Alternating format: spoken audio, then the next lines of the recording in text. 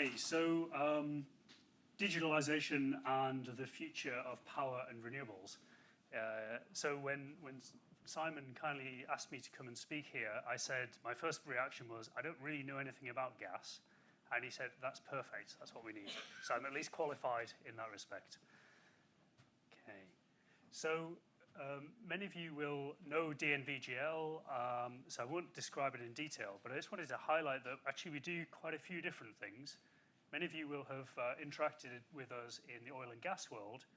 I'm actually coming from this part of our business, which is energy, and energy in DNVGL speak is power and renewables. One of the things that is a feature of our company is that we invest 5% of our revenue in R&D. And one of the things that we do with that money is to take some technology outlook viewpoints.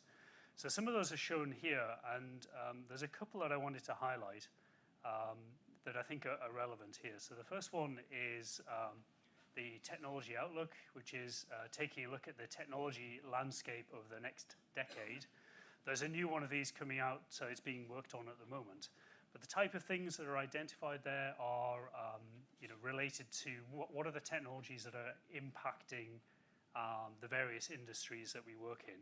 So, for example, we've previously highlighted the rise in floating offshore wind, for example, as an enabler for wind turbines to be deployed or built, constructed in deeper waters.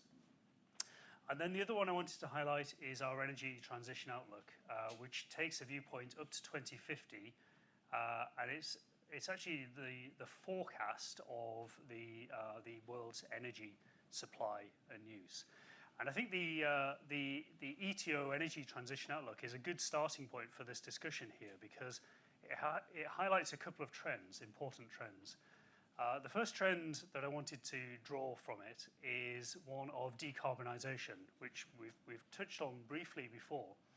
But I think this chart is really helpful because it talks about where our electricity generation is going to come from.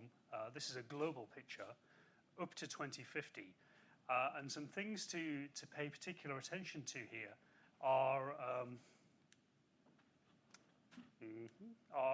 on these colours here. So you've got solar PV, onshore wind and offshore wind. At the moment we're around here, and you can see the contribution to world electricity supply from these renewable sources is actually pretty tiny. Our best forecast up to 2050 is that this will be about 70%. So 70% of the world's electricity supply forecast to be generated by renewables. Renewables which tend to be, let's say, intermittent and certainly tend to be decentralized. So this is a really interesting challenge for our electricity system. The other thing that I wanted to highlight from our energy transition outlook is a trend towards decentralization, which has also been touched on before. But I think this chart, there's a lot going on here on this diagram, but I think it highlights it quite nicely. So if you look on the left-hand side, this is kind of the, let's say the traditional view, or maybe the existing view in some cases, of the electricity system architecture. So this is with large generators, transmission lines, maybe down to some large consumers, but then very quickly going down to distribution networks and down to small consumers. There are maybe some small number of generators down in the distribution network, but reasonably few. So that's kind of like that's what I'm going to call the old world. The new world on the right-hand side is one very much more of a decentralized system. So we still have some large generators and then transmission lines, but then we have some large renewable generators connected, maybe at transmission, but many more small generators, and then even generation happening at the consumer level as well. And this naturally results in not just a one-way flow of power, but actually a bi-directional flow of power. And this is really are, significantly different. And I think it's a significant challenge, or let's say a significant opportunity for us. So old world on the left, the new world on the right-hand side, very different. So, people come home and plug their EVs in at 5:30 or 6 o'clock on an evening. If everyone in your neighborhood does that, your distribution network, electricity distribution network, was not designed to be able to handle that. So how on earth can we deal with this? Well, I think the message I want to get across here is that I really see that, that the enabler of this is digitalization. So digitalization is an enabler of these two key trends, the enabler of decarbonisation and the enabler of decentralisation. And I think this is also important as well because digitalisation is not the sort of end in itself. It's not, that's not what our aim is here. Our aim is decarbonisation and decentralisation. Okay, so so my job title is segment leader for energy digitalisation, and I sort of say that to people, and the first reaction is normally to look a little bit sort of blank, like what on earth are you on about? Or you've chosen a buzzword for your job title. It's absolutely true that there is a lot of hype around digitalisation. So one of the things that I really wanted to do was to start by asking the power and renewables industry, what is digitalisation for you? Why digitalisation? What are the technologies that are important, and why are you, what are you using them for? So we took two parts to our study that I'd like to tell you about. The first part is a quantitative assessment. So we got nearly 2,000 responses from across the power and renewables industry. So these are 2,000 people, nearly 2,000 people who were kind enough to spend sort of 10, 15 minutes completing a survey for us. And they came from the renewable generation world, so wind and solar, battery storage, transmission, distribution, but also energy financing and energy management, so the consumer side as well. And then the other part to our study was we did some in-depth qualitative interviews, and we asked 5 significant players within the power and renewables industry. So here we've got Goldwind, which is a Chinese wind turbine manufacturer. RES, which you may be familiar with, is a UK-based developer and operator of renewable assets. Macquarie, who are investing significantly, they're an investment company, they're investing significantly in renewable technology. PSEG, a US-based utility. But we also asked LO3 Energy, which is a small startup company looking at blockchain, to get some different perspectives as well. So what did people tell us? Well, the first thing that they told us was actually they were a bit confused about digitalization. So I think it's helpful to set some definitions here. So some of you will be very familiar with this. Some of you will have your own definitions as well. But I'm at least giving you my perspective, tell you what I think is a good definition. So I think it's important to separate between what I call digitization, which is kind of like making things digital. This is maybe your first step in your digitalization journey. So in the renewables world, that might be giving your wind turbine inspectors or O&M technicians tablet devices so that you can then digitalize the workflow. So for example, we've built an app which gives our inspectors this tool to go and capture this information as they're doing the inspection. So it's digitalization of the workflow. The second sort of step here is digitalization. So digitization, making things digital. Digitalization really is the business opportunities which are created from that. And I think this is kind of one of the things that I've really found is that if I talk to engineers about digitalization, they sort of get lost a bit because it's all about the sort of business opportunities or the commercial opportunities. And what they really think about is the digitization. So how does it actually help me and impact my day-to-day work? Whereas if I speak to, I don't know, commercial managers or executives about digitization, they're sort of like lost. Their sort of first question is like, so what? What's the point of this? So I think there's these two worlds or two different approaches here to what this digitization or digitalization is. Maybe it's semantics, but I think it's helpful to separate them. And then finally, the right-hand side, digital transformation. So this is really changing your business model as a result of this digitalization. And it's kind of a journey, I think. So you start by making things digital, then you find then business opportunities are created by it, and ultimately allows you to change your entire business, potentially. Okay, so that's the first definition. So if digitalization is the business opportunities created by digital technology, what are those digital technologies? I think it's helpful to break them down into these 4 groups. So computers, both large-scale and small-scale computing. So that's maybe cloud computing, which people in the energy industry were maybe slightly concerned about, certainly from a security perspective. But now I'm hearing people saying that actually they're feeling maybe that cloud computing could well be more secure than on-premise computing. The connectivity between those computers, so people are familiar with the internet and broadband, that's kind of nothing new. But the speed of those connections is huge. You know, people are taking advantage of these significantly. And then 5G, there's been a lot of discussion about that in the UK recently. And sure, people will get faster mobile connections. You know, you'll be able to watch, catch up on your football much more easily. But actually, I think the biggest benefit will be the sheer bandwidth available and the number of connections that are possible. So really allowing many more assets to be connected to the internet. Sensors and data, a proliferation of data. You know, my background really was in the wind industry, and wind turbines were born in this digital world. So wind turbines are generating lots and lots and lots of data. And when I first started, I used to call up our customers and say, can I have your data for your wind farm? And they say, what all of it? And they were sort of like horrified at this prospect. And you know, I used to get them get the data received on a CD.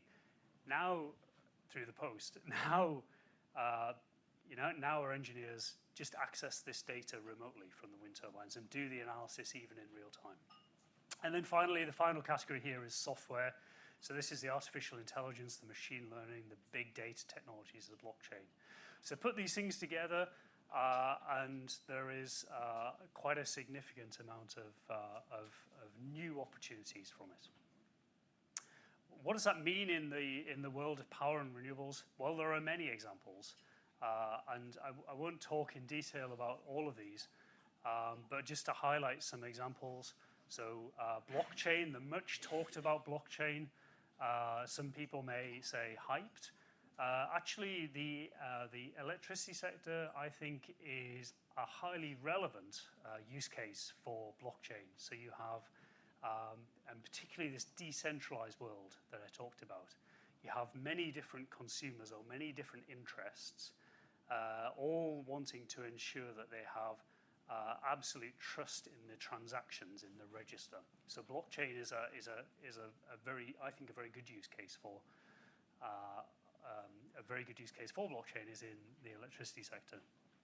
Another one to just quickly highlight is drones and remote sensing.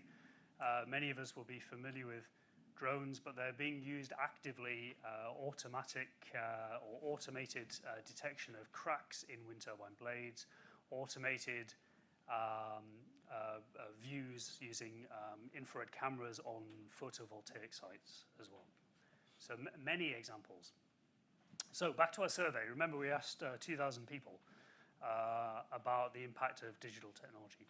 Well, I think there's some key takeaways from that. And the main thing was actually that the first question we asked was like, do you have a digital strategy? And 87% of the respondents said that they do have a strategy in some form or another. So digitalization is clearly something that's relevant. For some organizations, it's part of their public strategy, either like a core part or a minor element of their publicly stated strategy. But also, if it isn't there, then it's at least largely in the internal strategy as well. So another data point here as well is there's a Gartner survey on the impact of, or we asked Gartner asks CEOs and senior executives on an annual basis, what are their top priorities? And I think in 2013, digital-related things or IT-related things was down at number 11, I think.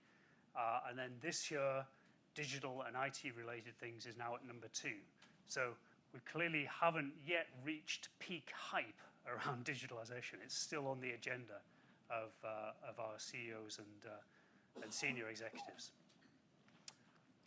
Okay, so if people are seeing that digitalization is important, it's in the strategies of these electricity and renewables organizations. What are people using it for? Well, actually, the majority of respondents reported that their primary objective is to improve efficiency in some way or another. So improve efficiency or reduce costs. So really focused on making their business, their existing business better.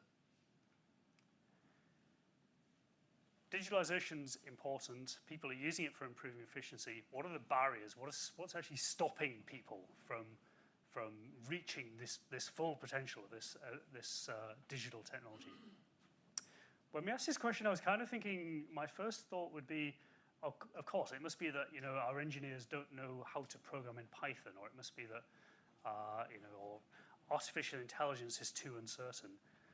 I was really interested to see the top result was actually reported as being a lack of digital mindset.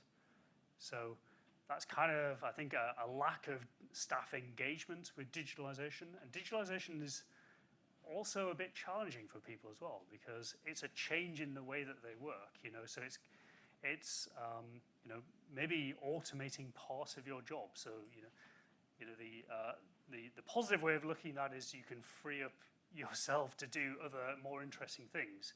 Other people might look at that as a challenge. So if you're automating part of my job, what do I do? So so I think people maybe see it as a bit of a threat as well. Other key things in here: lack of digital technology skills. So, for example, not enough data scientists. Technology uncertainty does feature in there as well. I was also expecting regulatory restrictions to appear quite high up, but actually people are reporting within power and renewables. So actually this is not really perceived as being a significant barrier. Okay, so then what are the next question was, what are the skills that people want? What is it that your organization wants or needs within your workforce? And here, this is kind of reassuring for me as an engineer, is that it's not just all about data and digital, it's really about the combination of those skills with the domain experience. So I've had experience of this as well. We get data scientists coming and working on our projects, and a good example of that, we just sort of left them to it, and they did some analysis, and it didn't really hit the mark because it didn't really have the appreciation of, so you see these trends in a wind turbine. What does it actually mean? This rotor speed curve on a wind turbine. The data scientists saw that as just one trend amongst many. Whereas if you combine that with some engineering knowledge, you identify that actually that's a really important trend because that relates to the control system of the wind turbine. So these combined digital and data skills are most important. Okay, just briefly, I wanted to give 2 quick case studies of examples where this is being used actively. So the first one is in digital twins for wind turbines.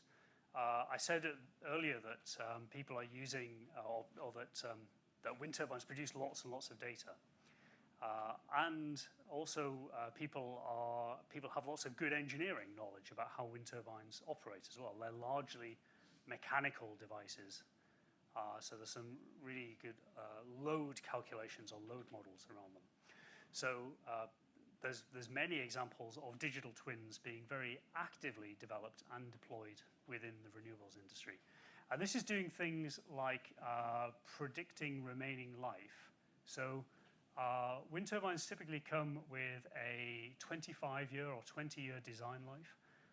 And that's under, let's say, optimal, or let's say just sort of normal conditions.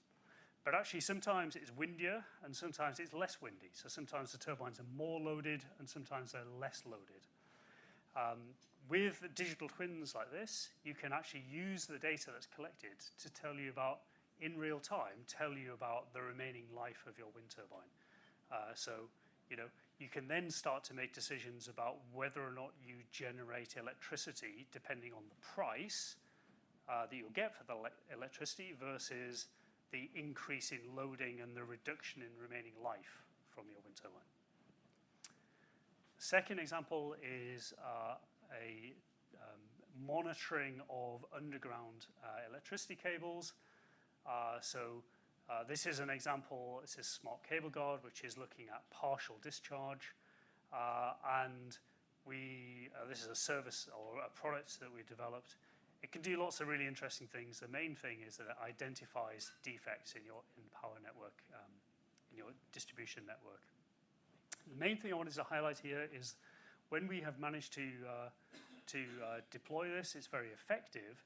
But one of the biggest barriers is actually the lack of skilled technicians to go and deploy this within the electricity network. So the senior managers are buying this system, but actually when it gets down to the ground, people are struggling to actually install it.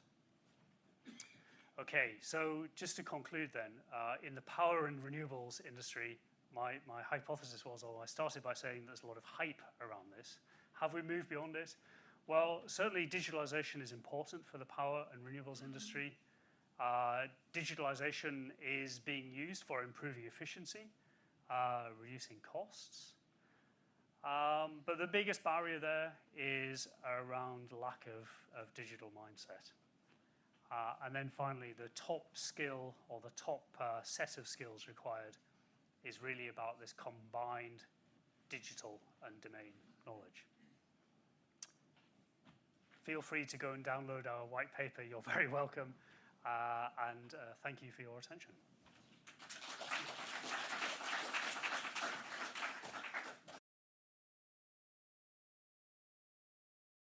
Questions? I want to start with the first couple. I've got one here. There's an easy one, then we'll come to Neil. So the cost to digitize is blocked by lack of business reason. That was me, by the way. Okay. So how do we overcome the added cost to digitize? Yeah, so this is absolutely the case, and we see this in our own organisation, in our customer organisations as well.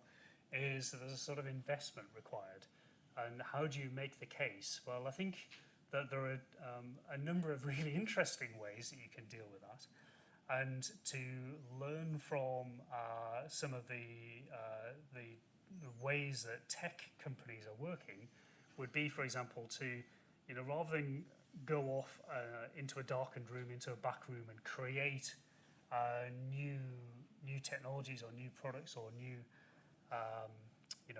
solutions, and then go and spend 5 years developing it, and then reveal it to the world, and you realise, actually, maybe this isn't really solving exactly the problem that we thought it was. More agile ways of working are becoming more common. I've seen where maybe you make a prototype, and the prototype can be really rough. It doesn't require that it's perfect before you start testing it. And you need to be careful with that, of course, because we are talking about critical infrastructure. We are talking about systems that need high reliability. But if you're able to manage that carefully and just be aware of the limitations of it, then that type of rapid prototyping is a good way to quickly demonstrate the positive impact of the technology, of the digitalisation that you're deploying. And I'm seeing good examples of that in various parts of power and renewables industry. Neil? Yeah, thank you. Fascinating talk. Skills is what I want to talk about. The gas industry has challenges on skills, I think. This challenge here for the future, or for the present to the future, is absolutely critical. And you mentioned this domain, helpfulness of the domain knowledge with the digital skills. And I sit struggling a little bit with even getting domain knowledge because there aren't any gas engineering courses. I mean, that students can go to. So I'm sitting worrying about this in terms of the domain, let alone the combination of the domain with the digital. Massive opportunity, yes. I just wonder whether you see that right across the space. Is this something everybody's wrestling with, a combination of a domain knowledge with us? And what's the solution? Is that a major impact on the universities? Do the universities need to wake up to this, or what needs to be done? Yeah, so that's a really good point. And when we asked these questions, we segmented the answers. So behind this is a load more data. And some parts of the power and renewables industry are maybe more advanced in this application of digital technology than others. So the solar, the PV industry, photovoltaic industry, generally reported of feeling very advanced in their application of digital skills. And that contrasted quite strongly with let's say, the transmission and distribution world. So I think that's because firstly, the solar industry is a lot newer. I think it's kind of maybe sexier for people to go and work there, and also because it's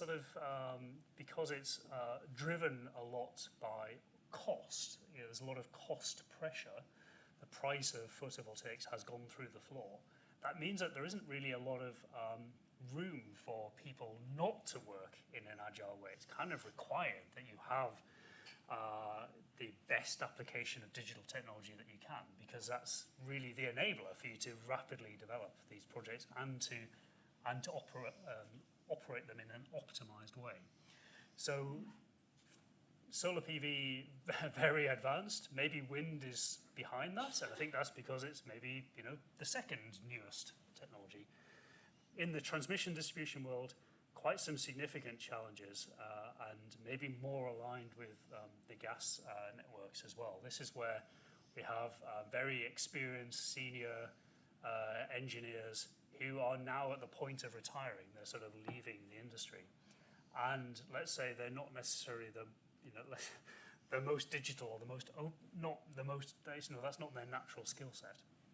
So, how do we get digital skills into that world? Well, it's kind of, I think, about making the industry more exciting and more interesting. And I think it depends on the way that you frame the challenge or frame the industry as well. So for me, at least, that comparison between the old electricity system versus the new electricity system, that's a maybe subtle thing, but it's quite an interesting world, an interesting challenge to be talking about, how can you create apps that allow you to set your preferred price for your electric vehicle charging, for example. That's completely different to what you might view as an electrical engineering sort of challenge, but it really is. It's an electrical engineering challenge. So yes, there are definitely challenges, definitely differences, and it is absolutely for our universities, I think, to step up and to bring this combination of digital technology, this maybe IT or what would be called computer science, with this heavy engineering, bring those worlds together. And I think there are examples of this in some universities as well. Okay. Any further questions from the audience? We'll take one final question, and then we shall move on. Hi, Michael. It's a really interesting session. I was interested with the stats you put in. 87% of the people have digital strategies in place. Is that reflective of gas and electricity, or is it purely power generation and renewables? Yeah, so this was absolutely power as in renewable generation and transmission and distribution world. So no gas inputs into that. So I think that would be a really interesting thing to learn about. Is what does that question look like if you asked the gas networks? I really don't know the answer, but I'm curious about your point of view as well on that. Yes, it's interesting because obviously I come back from the gas industry myself for 30-year experience, but it's really looking at data. We have so much data. within the distribution networks. And that data is very much in silos, and trying to integrate into warehouses, into modeling, and getting better return on investments, and how we can utilize that in real time rather than sort of looking in historical data itself. So modeling, predictive modeling, etc. You find that experience quite useful, especially in the power industry, where you say people have utilized their systems rather than develop everything unique from scratch.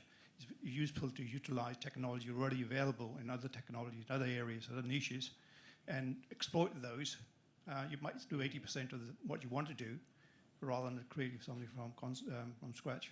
Yeah. So there's two aspects to that. I've seen lots of presentations from the electricity world where people are talking about how they've digitalized their network, and as far as I could tell, it's some hideous amalgamation of different systems, wired or glued or, let's say, shoved together.